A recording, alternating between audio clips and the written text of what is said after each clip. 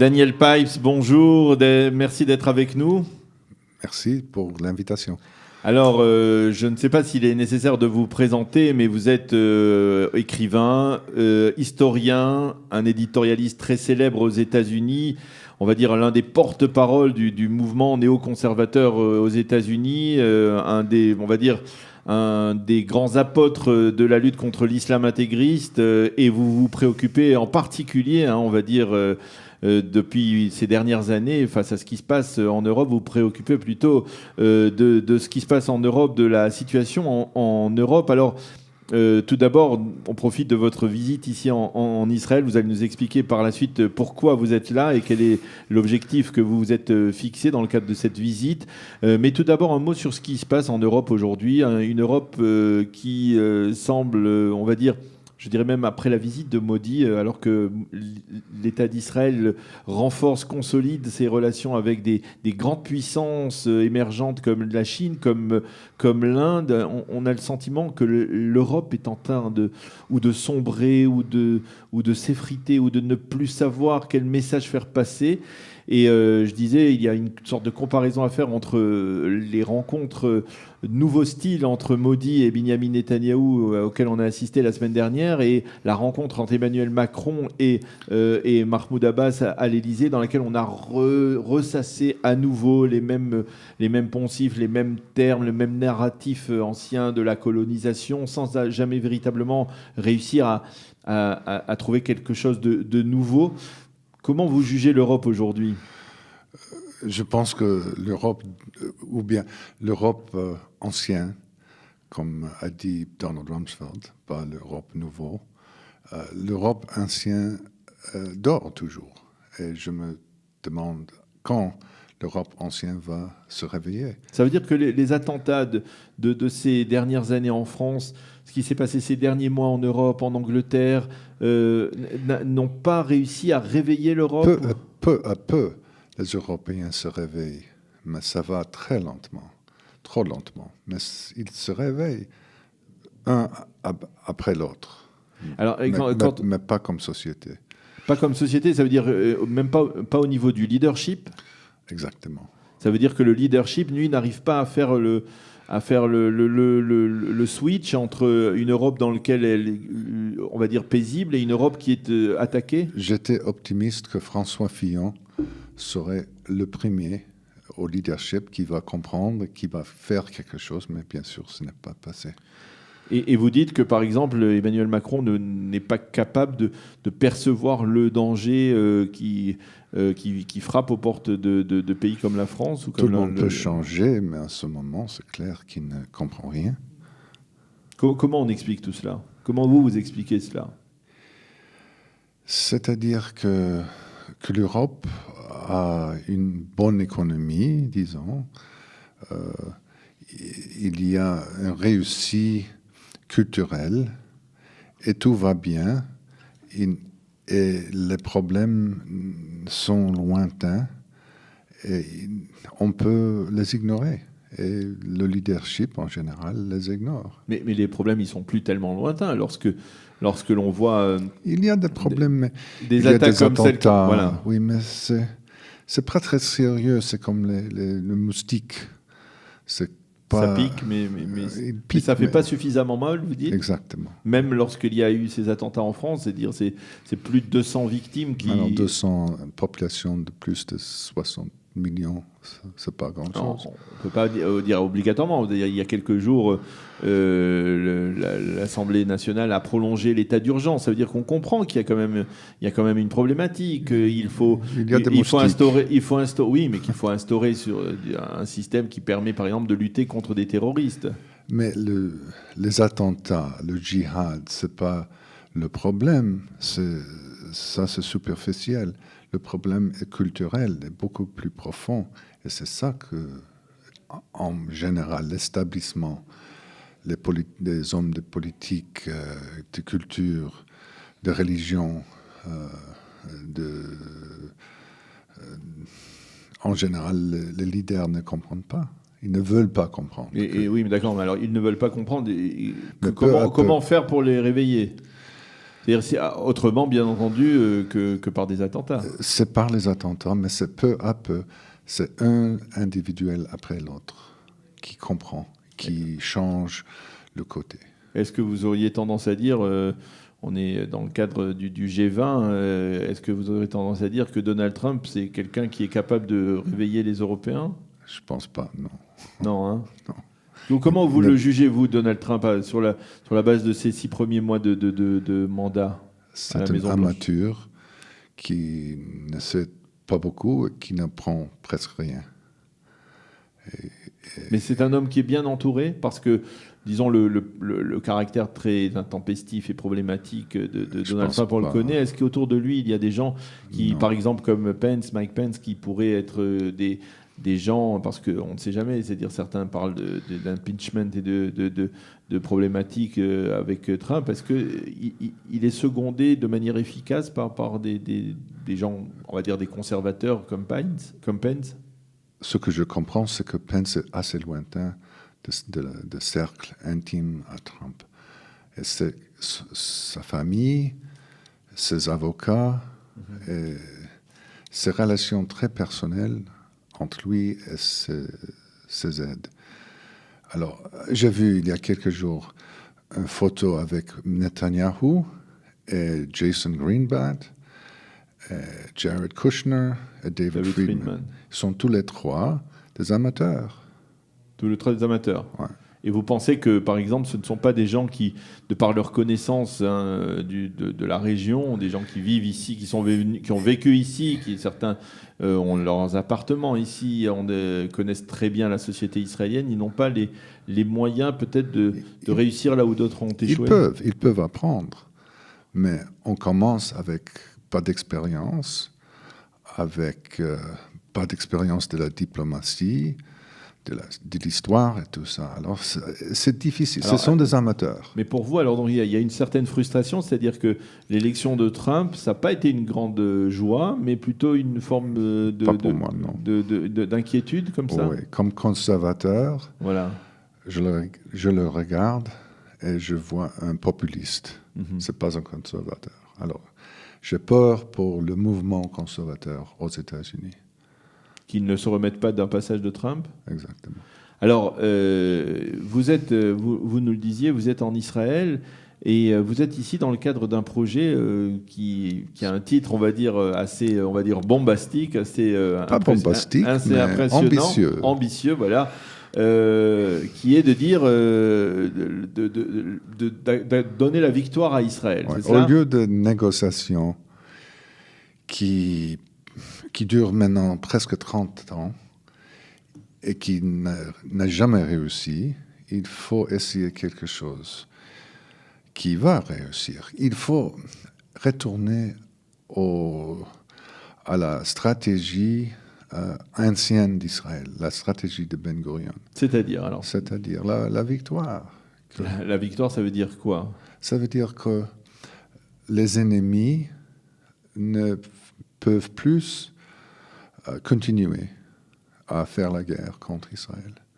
Ils comprennent que Israël est là, est permanente, est forte, est riche, a des alliés très forts, et qu'il faut quitter la guerre. Mais c'est en fait, d'une certaine manière, un peu ce qui se passe aujourd'hui. C'est-à-dire que de plus en plus, comme je le disais, des gens comme même Vladimir Poutine, la Russie, comprennent que l'État Mais je d'Israël... pense aux Palestiniens, pas à Poutine. Alors, mais les Palestiniens, c'est-à-dire vous dites les Palestiniens doivent cesser, mais même les Palestiniens, on va dire... Ils doivent comprendre que la guerre est finie, que ils ont perdu, que Israël a gagné.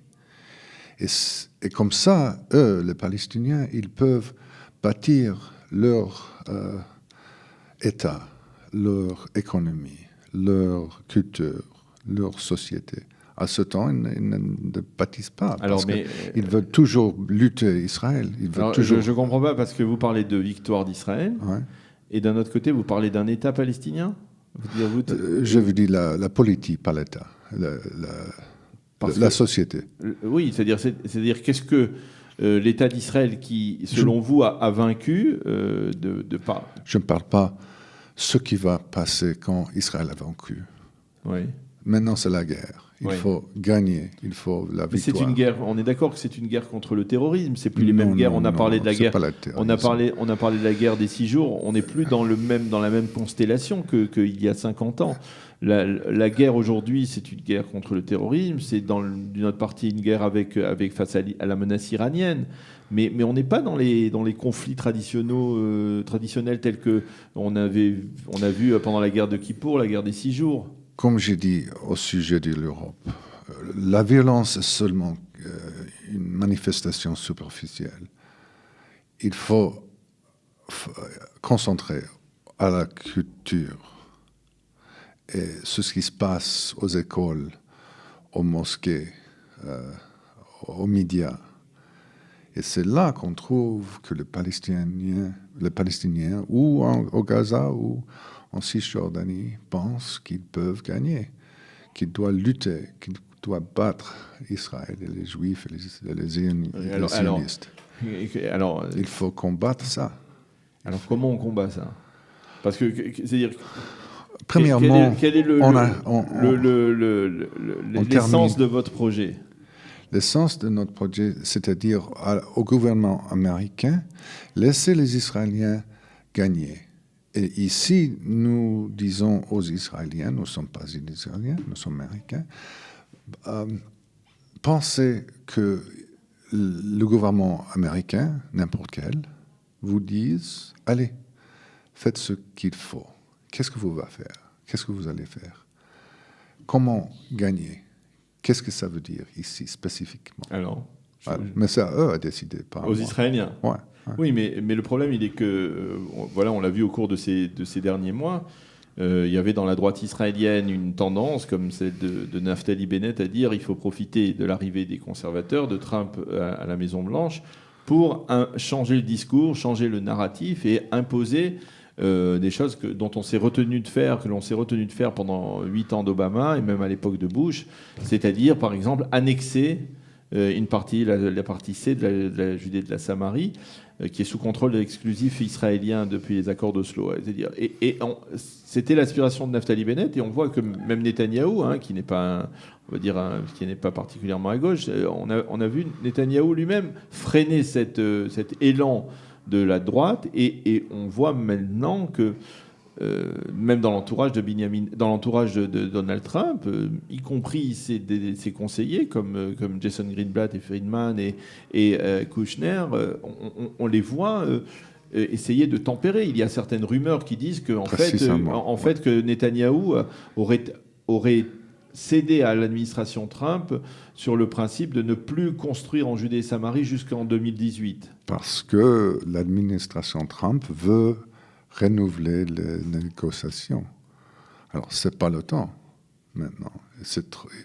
Bennett, il veut sauter en avance. Non. Maintenant, Trump veut les négociations. Il veut l'ultimate deal. Il veut une réussite ici entre les Palestiniens et les Israéliens. Mais il faut attendre. Maintenant, ce n'est pas le moment. Il faut attendre qu'il comprenne, j'espère qu'il va comprendre, que les négociations ne marchent pas. À ce moment, peut-être, lui et ses conseillers vont chercher pour une alternative. Et voilà, nous y sommes, nous disons, il y a une autre façon. Donc c'est un projet à mettre. Vous concédez le fait qu'il faut d'abord que Trump lui-même comprenne qu'il n'y arrivera pas. Parce que Trump, pour l'instant, il est dans son deal, le fameux deal absolu qui va régler le conflit israélo-palestinien. Vous dites qu'une fois que Donald Trump aura compris qu'il ne va pas y arriver, c'est là qu'il faudra proposer quelque chose. Ou après lui, un autre président. Ou après lui. Alors, qu'est-ce qu'on doit proposer alors? Qu'est-ce que vous proposez aux Israéliens? Je dis aux Israéliens, pensez maintenant ce que vous allez faire quand le moment arrive, comme président américain, vous dites, allez, faites ce qu'il faut pour gagner contre les Palestiniens. Comme nous, les Américains, nous gagnons contre nos ennemis. Pas encore, hein, c'est-à-dire c'est pas encore. Pas encore, non. Les Américains aussi, ils ont du mal aussi. Maintenant, c'est le moment pour réfléchir, pour comprendre, pour planer. Planifier, oui. Planifier. C'est pas le moment pour faire. Et alors, je vous pousse jusqu'au bout. Qu'est-ce que les Israéliens devraient faire une fois qu'on arrive à une impasse totale dans les négociations, qu'on ne reprend pas? C'est pas à moi à dire. Ah, c'est aux Israéliens. Ouais. Et mais vous avez quand même une idée. Oui, mais je veux que eux, ils en pensent, ils en décident. Il faut tenir compte du contexte que on est dans une situation très, très, très instable dans le Proche-Orient. On parlait tout à l'heure de la Syrie et d'une volonté des Israéliens de retracer les frontières avec une barrière de sécurité, une sorte de zone de sécurité le long de la frontière israélo-syrienne, ou peut-être même une garantie de conserver ad vitam aeternam le plateau du Golan sous souveraineté israélienne. On est dans une situation, on le reconnaît, d'incertitude dans la région. On est dans une situation d'incertitude par rapport aux Palestiniens et à Mahmoud Abbas qui a 83 ans et qui va peut-être pas tenir encore beaucoup d'années à la présidence de l'autorité. Il y a beaucoup de détails. Moi, je me concerne ici pas avec les détails. Moi, je me concerne avec la stratégie. Maintenant, je vous dis qu'il n'y a pas de stratégie. Je demande aux Israéliens, qu'est-ce que c'est la stratégie ou les buts avec Hamas à Gaza? Il n'y en a pas. Alors, je veux suggérer une stratégie, c'est-à-dire la victoire. C'est un mot qui a disparu de la langue moderne. Oui. On n'entend plus. Moi, je veux l'introduire. C'est presque un mot dur devenu. La victoire, vaincre, ça fait peur. Ouais, exactement. Eh bien, Daniel Pais, merci de nous avoir d'être venu avec nous, de nous avoir éclairé sur ce projet que vous essayez de faire passer auprès des dirigeants israéliens, cette initiative d'essayer de les confronter, on va dire, à une certaine réalité qui est, on va dire, au bout du bout du bout. Lorsqu'on n'y arrivera pas, eh bien, il faudra que les Israéliens sachent comment réagir face aux Palestiniens. Vous venez ici, c'est dans ce cadre que vous êtes ici en Israël. Je suppose que vous allez rencontrer ou vous avez rencontré des responsables politiques ou de l'académie, de l'université israélien pour essayer de faire passer ce message. Merci d'avoir été avec nous sur studiocalita.com et bonne continuation. Je rappelle que vous êtes historien, que vous êtes un éditorialiste de renommée internationale dans la presse et les médias américains et que vous êtes, on va dire, le grand défenseur, le grand porte-parole du mouvement néo-conservateur et proche de le théoricien de la lutte contre l'islam intégriste un peu partout, que ce soit aux États-Unis ou en Europe. Merci d'avoir été avec nous ce matin et bonne journée et bonne continuation. Merci à vous. Voilà, c'est la fin de cet entretien de l'invité de la rédaction de ce matin. On se retrouve dans quelques instants.